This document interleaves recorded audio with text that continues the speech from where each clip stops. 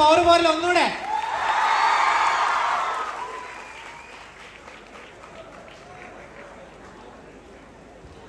So നമുക്ക് എല്ലാവർക്കും അറിയാം, ഒരു ഹ്യൂമൻ എലമെന്റ്സ് ഉള്ള ക്യാരക്ടേഴ്സ് അല്ലെങ്കിൽ സ്കിറ്റുകൾ, ഇതൊക്കെ ഒരു അനായാസം സ്റ്റേജിൽ പ്രസന്റ് ചെയ്യാൻ കഴിവുള്ള ആൾക്കാരാണ് ഇവര്. ഈ സ്റ്റേജ് ഒരു 5 മിനിറ്റ് ഇവർക്ക് വിട്ടുകൊടുത്തു കഴിഞ്ഞാൽ ഇവിടെ എന്താണ് നടക്കാൻ പോകുന്നത് നമുക്കറിയാം.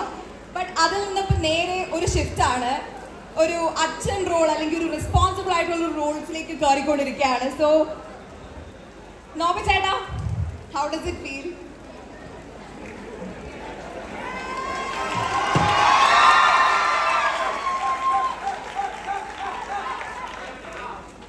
നമസ്കാരം.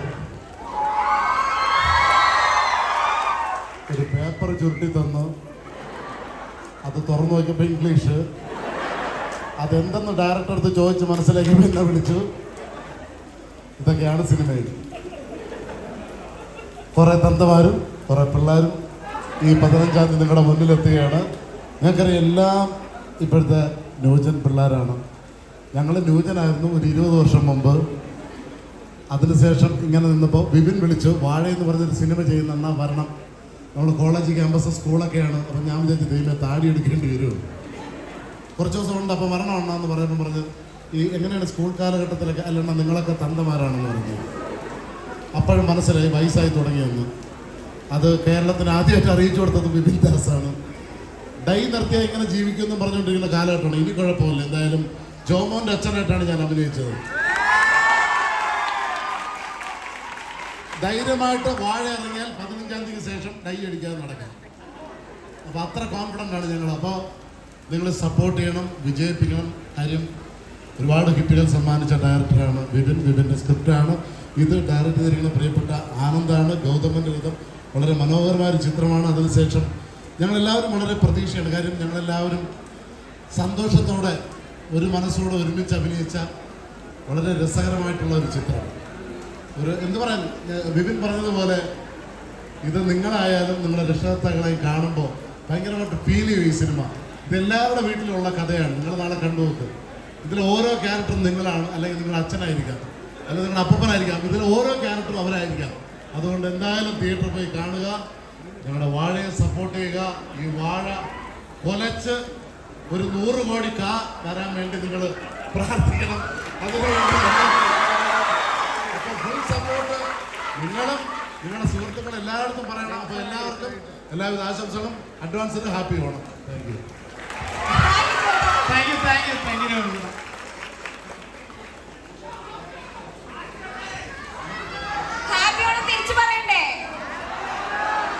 ഇവിടെ ഉറക്കം പറയും, തിരിച്ചിട്ട് ഹാപ്പി ഓണം പറയേ.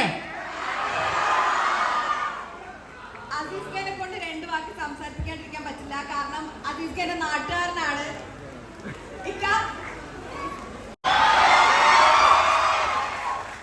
എന്തോ ഭാഗ്യം കൊണ്ട് ഈ പടത്തിൽ വാഴയായില്ല. വാഴ നട്ട അച്ഛനായില്ല. എൻ്റെ മകൻ നമ്മുടെ സിജു സണ്ണിയാണ്. ഞാൻ ഇതിൽ സിജു സണ്ണിയുടെ അച്ഛനായിട്ടാണ് അഭിനയിച്ചിരിക്കുന്നത്. പിന്നെ ഞാൻ വരുന്ന വഴിക്ക് ഞാൻ പറഞ്ഞു, നോബി ഹോട്ടൽ റൂമിൽ പറഞ്ഞടാ അത് കോളേജാണ്, കുട്ടികളൊക്കെ ഉണ്ട്, ഒന്ന് ഡൈ അടിച്ചാലോ എന്ന് പറഞ്ഞു. അടിച്ചതും മഴ.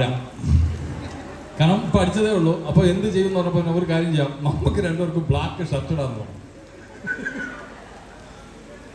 അത്രയ്ക്ക് വയസ്സൊന്നും ആയില്ല, എന്നാലും ഒരുപാട് സന്തോഷമുണ്ട്. കാരണം ബിപിൻദാസിൻ്റെ 2ാമത്തെ പടത്തിലാണ് ഞാൻ ചെയ്യുന്നത്. ആദ്യം ജയ് ജയ് ജയ് ഹേ, ഇപ്പോൾ വാഴ എന്ന സിനിമ. സത്യത്തിൽ ബേസിൽ ഇന്നലെ പടം കണ്ടു നമ്മുടെ വാഴ. എന്നിട്ട് ബേസിൽ എന്നെ വിളിച്ചു. അതേ വിളി ജയ് ജയ് ഹേ അവൻ നേരത്തെ കണ്ടിട്ട് എന്നെ വിളിച്ചു. ഈ പടം തിയേറ്ററിൽ നിന്ന് കത്തുമെന്ന് പറഞ്ഞ് അതേ ഡയലോഗ് ദൈവാനുഗ്രഹം കൊണ്ട് വാഴയിലും അവൻ പറഞ്ഞു. നേരത്തെ നോബി പറഞ്ഞതുപോലെ ഇത് നമുക്കെല്ലാവർക്കും, സത്യം പറഞ്ഞാൽ നമുക്കെല്ലാവർക്കും റിലേറ്റഡ് ആവും. സത്യത്തിൽ നോബി പറഞ്ഞ പോലെ അച്ഛനോ അപ്പനോ നമുക്കറിയാവുന്ന ആൾക്കാരോ ഇതിൽ ഏറ്റവും കൂടുതൽ, കാരണം ഇതിൽ സഹോദരിമാരുണ്ട്, അമ്മയുണ്ട്, എല്ലാവർക്കും റിലേറ്റഡ് ആവുന്ന, ഏറ്റവും കൂടുതലാവുന്നത് നമ്മുടെ ബോയ്സിന് തന്നെയാണ്. ഈ വാഴ എന്ന് പറയുന്നത് അങ്ങനെ അതിൻ്റെ അർത്ഥം എന്ന് പറഞ്ഞാൽ നിന്നെ ഉണ്ടാക്കിയ സമയത്ത് ഒരു വാഴ വെച്ചാൽ മതിയായിരുന്നു എന്ന് പറയുന്നതിൻ്റെ കാര്യം എന്ന് പറഞ്ഞാൽ വാഴ അത്രയ്ക്ക് മോശമായത് കൊണ്ടല്ല, വാഴയെ നട്ടാൽ കൊലയെങ്കിലും കിട്ടും എന്നാണ് അർത്ഥം. ഈ സിനിമയോടുകൂടി ആ ഡയലോഗ് മാഞ്ഞു പോകാൻ സാധ്യതയുണ്ട്. കാരണം വാഴ എന്നത് നല്ല ഒരു ചെടിയാണെന്ന് ഈ പടത്തിൽ കൂടെ കാണിക്കും. അപ്പോൾ എല്ലാവരും പറയാനുള്ളത്, ഈ പടം തിയേറ്ററിൽ ചെന്ന് കാണണം, കാണാതിരിക്കരുത്. നമ്മളിപ്പോൾ ഒരുപാട് ദുഃഖത്തിലാണ് വയനാട് സംഭവത്തിൽ. അത് നമ്മൾ മനസ്സിൽ ആ ദുഃഖമുണ്ട്. പക്ഷെ എന്നാലും നമുക്കും അറിയാലോ, എപ്പോഴും ഇങ്ങനെ ഇരിക്കാൻ പാടില്ല. എല്ലാവരും സന്തോഷിക്കണം, ആഘോഷങ്ങൾ ആഘോഷിക്കണം. അപ്പോൾ ഈ പടം നിങ്ങളെല്ലാവരും ഉറപ്പല്ലേ? സത്യം ചെയ്യൂ, ഉറപ്പല്ലേ? അല്ലാതെ OTT വരുമ്പോൾ കാണാൻ നിൽക്കരുത്. ഓക്കെ അല്ലേ? അപ്പൊ നോബി പറഞ്ഞതുപോലെ ഒരു 100 കോടി വാഴ ക്ലബിൽ കയറാൻ ദൈവം അനുഗ്രഹിക്കട്ടെ എന്ന് ആത്മാർത്ഥമായി പ്രാർത്ഥിക്കുന്നു. എന്തായാലും ഈ മഴയത്തും ഞങ്ങളെ കാണാൻ വേണ്ടി ഇവിടെ എത്തിയ എല്ലാവർക്കും ഒരുപാട് നന്ദി. Thank you so much. ഏതാ പറയുന്നില്ല, അതൊക്കെ സസ്പെൻസ്.